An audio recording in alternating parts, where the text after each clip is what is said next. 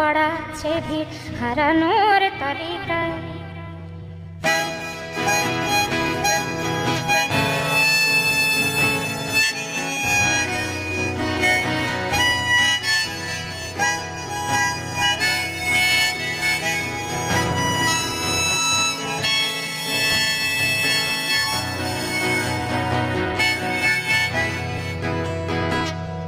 আজকে যে কোথায় আছি কোনো খবর নেই তো কারো, অথচ তোর ওই দুঃখগুলোতে অংশ ছিল আমারও।